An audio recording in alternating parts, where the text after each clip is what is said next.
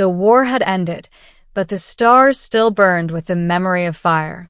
Sergeant Mason Blake, decorated Earth soldier and survivor of the 12-year interstellar war against the Tyrity Empire, stood alone on the marble steps of the alien palace. His uniform was torn, his medals dusty, and his face hardened by all he'd witnessed. Yet today, he wasn't here to fight. He was here to be honored.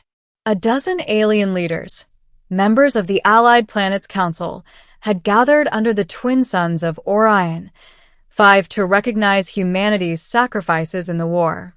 Among the many rewards, gifts, and treasures offered, Mason was promised something rare, living, and sacred. He didn't expect it to be her. A small, delicate figure stepped forward. No taller than his forearm, she hovered above the ground, shimmering slightly, as if made of stardust. Her eyes were larger than human, glowing with ethereal blue light. Her skin was pale silver, and a transparent gown flowed like water around her tiny frame. "This is Kiarie," said High Chancellor Zoran, last of the Zephilians, a species thought extinct. "She has chosen to serve the one warrior whose courage ensured our survival." Mason blinked. You're giving me a person?" Kiarie looked up at him calmly. "I am not a gift. I am fulfilling the bond of honor. My people pledge service to the savior of our stars. I do so willingly." He crouched to her level. "This isn't right." But she placed a hand, smaller than his thumb, over his. "You saved more than just your world. You saved mine. I do not belong to you, but I choose to stay." Back aboard his ship, Mason wasn't sure what to do with her. She floated easily, slipping through vents, dodging crew members, and occasionally speaking to the ship's AI in languages it couldn't even decode. She was mysterious and elegant, speaking rarely, but always with purpose. The crew began calling her Whisperlight. At first, Mason treated her like a guest. He gave her a small chamber, custom-built with a microgravity field. But Kiarie refused luxury. She spent her time observing, learning, helping not just Mason but anyone she encountered. Then came the day pirates attacked. The enemy ship hit hard, disabling the engines. Mason and his crew were pinned down in the control room, alarms blaring, hull breached. As they prepared to make a last stand, a soft glow lit the air. Kiarie rose. Mason tried to stop her, but she simply whispered, "I was not made to watch others die for me." She vanished into the airlock. Seconds later, the enemy ship's power grid imploded.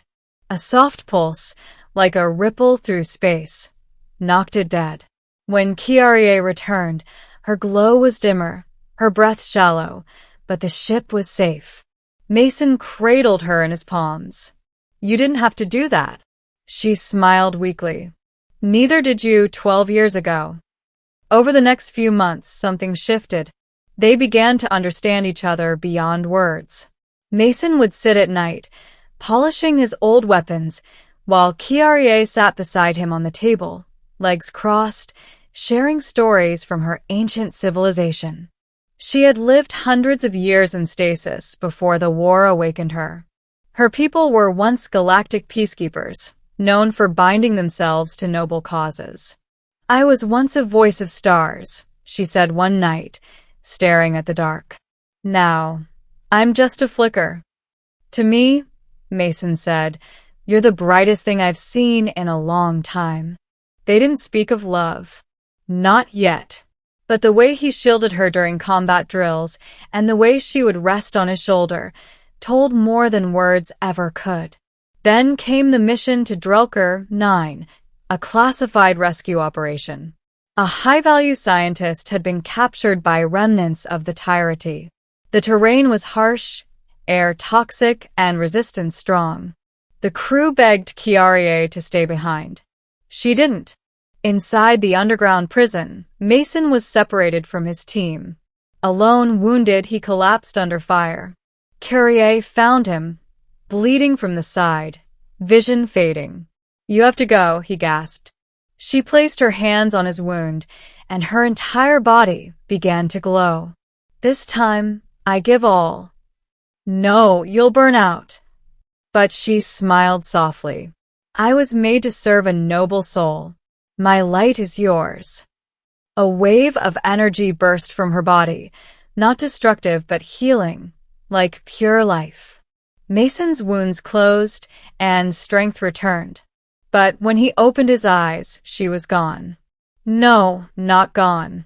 A faint shimmer floated above his chest, then slowly coalesced into her form, barely visible. "Kyrie," he whispered. Her voice echoed like a song from deep space. "I am part of you now, bound by life and light." Weeks passed. Mason returned a hero, again. But he didn't care for medals. Not anymore. He often walked the gardens of the ship's upper deck, holding a tiny crystal orb in which Kyrie now dwelled, her form visible only when she chose to emerge. She was weaker now, or maybe just transformed. No longer flesh, but energy, alive within him. Sometimes she appeared, resting on his palm, eyes closed in peace. Sometimes she whispered advice only he could hear.